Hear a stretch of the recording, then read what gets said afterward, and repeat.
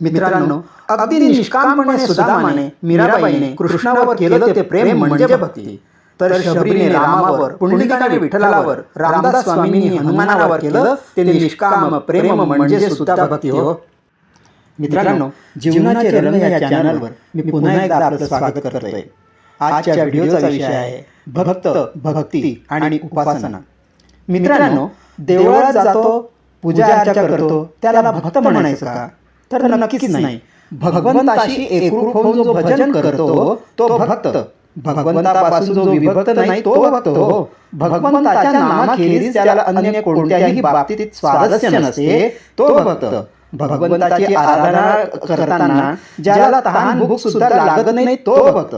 ज्याच्या मुखी आपले नाम घेण्याची बुद्धी भगवंतांनी दिली तो भक्त. भगवंताची लीला स्मरण्याची आणि त्या इतरांना सांगण्याची वाचारूपी प्रेरणा ज्याला दिली तो भक्त.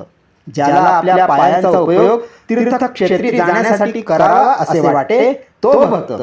भगवंतासमोर दोन हाताचा वापर करत नमस्कार करण्याची ज्याला प्रेरणा मिळते तो भक्त.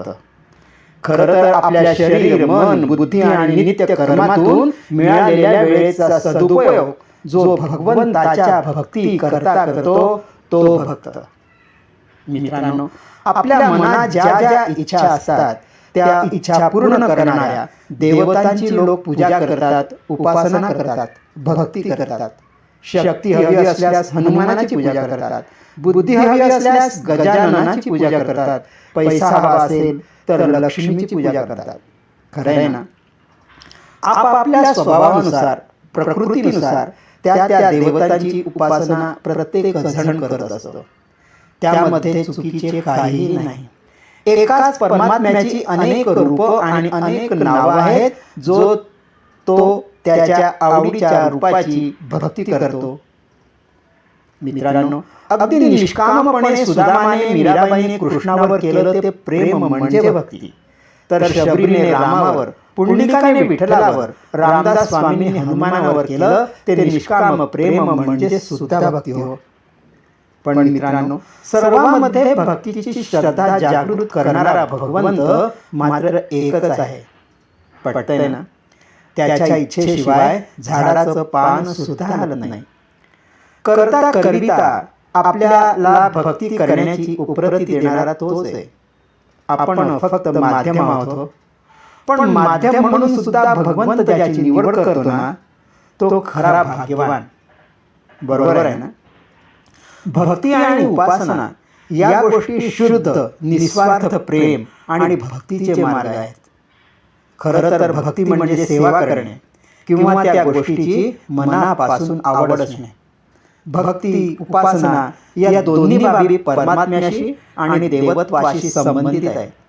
मित्रांनो, भक्ती हा भाव आहे, तर उपासना म्हणजे आध्यात्मिक शास्त्र आणि गुरूंच्या शिकवणीनुसार निवडलेल्या, आपल्याला आदर्श असलेल्या किंवा गुरुने निर्देशित केलेल्या देवतेचे ते ध्यान करणे.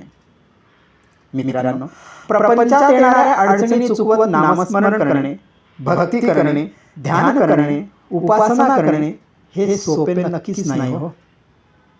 खरंच नाही. पण भगवंताची कृपा झाल्यावर खूप कठीण देखील नाही हो. प्रपंच सांभाळत दिवसातून एकदा तरी भगवंताची होणारी आठवण मनाला दिलासा देणारी आहे. ही आठवण होणे म्हणजे भगवंताला आपला विसर पडलेला नाही याचे सूचक आहे. कारण आपल्याला आठवणही तोच करून देत असतो आणि विसरायलाही तोच लावत असतो. खरं आहे ना? मित्रांनो, फक्त कोणत्याही देवरूपाची उपासना करीत असला तरी त्याच्याशी एकरूप होण्याची तीव्र तळमळ आणि त्या देवरूपाशी संवाद साधण्याची तीव्र आध्यात्मिक तहान हीच त्याची आंतरिक इच्छा असते. खरं तर भक्त आणि उपासकांचे परमेश्वराशी एकरूप होणे हेच एकमेव उद्दिष्ट असते. आध्यात्मिक प्रगतीसाठी गरजेच्या असलेल्या गोष्टींपैकी भक्ती आणि उपासना या केवळ अपरिहार्य गरजाच नाहीत, तर सर्व लोकांसाठी अत्यंत फायदेशीर आहेत आणि सोप्या सुद्धा आहेत हो.